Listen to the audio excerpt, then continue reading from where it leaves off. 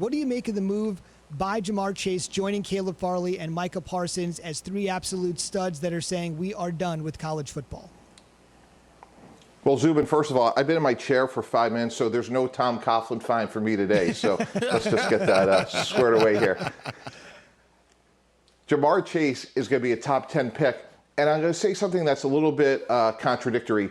From the lens of an NFL GM, I would love to see him play this year, get better, keep improving, route refinement. Key, you know all about that. LSU is obviously one of the most elite programs in the country. With that said, by not playing, he's still going to be a top 10 pick. I love his hands, his versatility, his intelligence. He's a great player.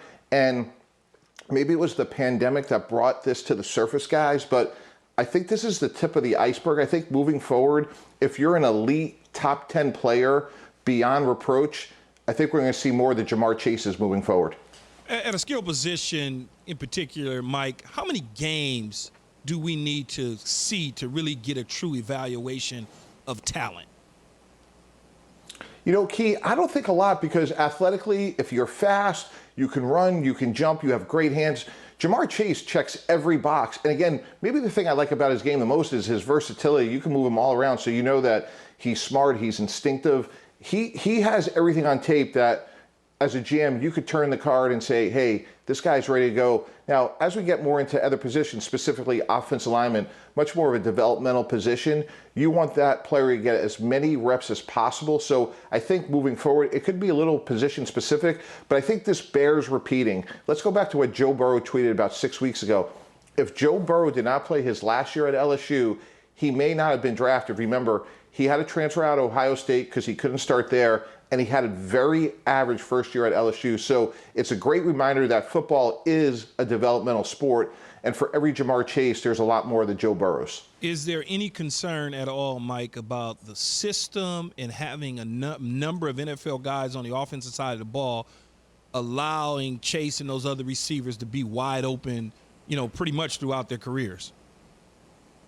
Yeah, it's a fair point. Absolutely. I mean, and that's what makes evaluating quarterbacks so hard. Baker Mayfield was prolific at Oklahoma. He struggled because those same looks just aren't there each Sunday in the NFL that we saw in Norman, Oklahoma. So JaMarr Chase, though, I think because he's so physically gifted, I think he'll be able to handle getting pressed at the line of scrimmage in a tight man-to-man. I think he understands route nuances to a certain extent to defeat zone coverages. So all his game is on tape.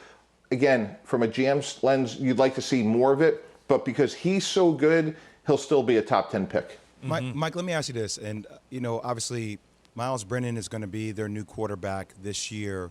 Joe Burrow was so special last year, watching how he played, throwing over 5,000 yards.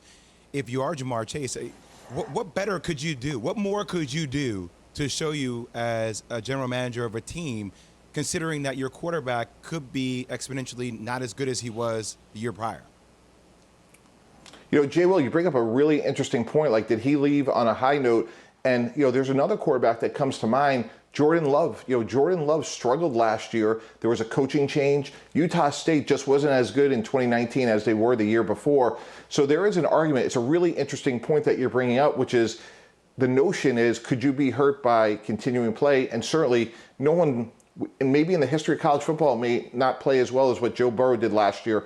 They caught lightning in the bottle. It was well coached, great players, and it all came together. So it is an interesting point, which is, hey, I'm going to rest on what I've done. I'm a top 10 pick. It can only go down from here.